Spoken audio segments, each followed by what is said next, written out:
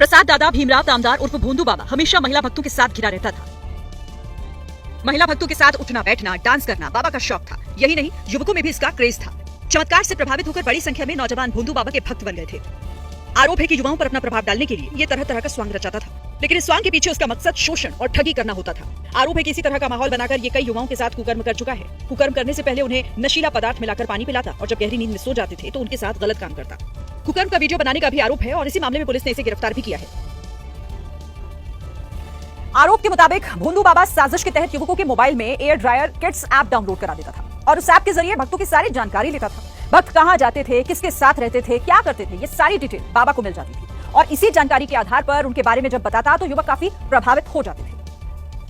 इसी वजह से भक्तों को लगता था कि बाबा बहुत ज्ञानी है और भोंदू बाबा पर आंख मूंद कर भरोसा करने लगते थे। इसी का फायदा बाबा उठा लेता और उन्हें अपने इशारों पर नचाता। आरोप है कि जिस भक्त के साथ अप्राकृतिक संबंध बनाना चाहता था उसे देर रात तक जगाता, जग के नाम पर 48 घंटे तक सोने नहीं देता। जब रात में नींद आने लगती तो उसे गोली देता और फिर उसे बेहोश कर देता। भक्तों के बेहोश होते ही उनके साथ कुकर्म कर वीडियो बना लेता था। बाद में समलैंगिक संबंध के वीडियो के आधार पर उन्हें ब्लैकमेल करता। इसका भंडाफोड़ तब हुआ जब बाबा के खुफिया ऐप की रिकॉर्डिंग की वजह से एक युवक के मोबाइल की मेमोरी फुल हो गई। उसे शक हुआ तो मोबाइल के स्टोरेज की जांच की गई, जिसमें बाबा की करतूत रिकॉर्ड थी। युवक ने तुरंत पुलिस को बताया और भोंदू बाबा गिरफ्तार हो गया।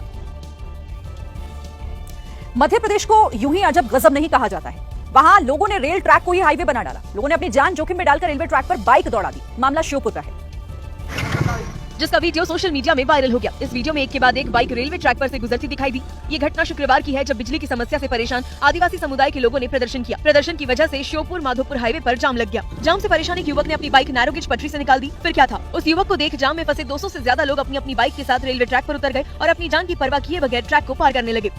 हालांकि ये ट्रैक 7 साल पहले ही बंद हो चुका है, लेकिन जिस नैरो गेज ब्रिज से लोग अपनी बाइक निकाल रहे थे उसके ठीक नीचे चंबल नहर है। अगर थोड़ी भी चूक होती तो बाइक समेत लोग कई फीट नीचे गिरते, जिससे उनकी जान भी जा सकती थी। वीडियो सामने आने के बाद लोगों ने प्रशासन पर भी सवाल उठाया।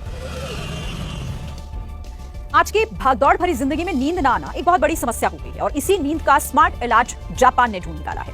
जापान की 2 क्रिएटिव कंपनी ने मिलकर स्मार्ट पफर जैकेट का निर्माण किया है। इस जैकेट में संगीत की धुन और विशेष लाइट्स होती हैं जो नींद लाने में मदद करती है। जैकेट में एक स्मार्ट रिंग भी लगी हुई है जो हार्ट रेट और तापमान कंट्रोल करने में भी मदद करती है, जिससे अलग अलग प्रकार की विशेष रोशनी और साउंड इफेक्ट जनरेट होते हैं। खासतौर पर जैकेट में लगी हुई लाल रोशनी नींद लाने में मददगार होती है।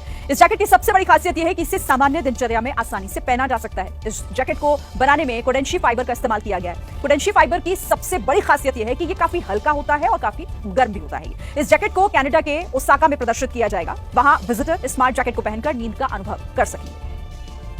आगे बढ़ते हुए बात करेंगे उत्तर प्रदेश के बुलंदशहर की, जहां उस वक्त अफरा तफरी मच गई जब वहां पर ट्रांसफार्मर बनाने वाली एक फैक्ट्री में भीषण आग लग गई। फैक्ट्री में आग कैसे लगी इसका पता फिलहाल नहीं चल पाया है, लेकिन ये आग तेजी से फैली और कुछ ही देर में विकराल रूप धारण कर लिया, जिसके बाद फैक्ट्री में आग की ऊंची ऊंची लपटें निकलती दिखाई दी। ये आग ट्रांसफार्मर में इस्तेमाल होने वाले तेल के गोदाम से शुरू हुई और देखते ही देखते पूरी फैक्ट्री आग की चपेट में आ गई, जिसके बाद आसपास के घरों में भी आग के फैलने का खतरा मंडराने लगा।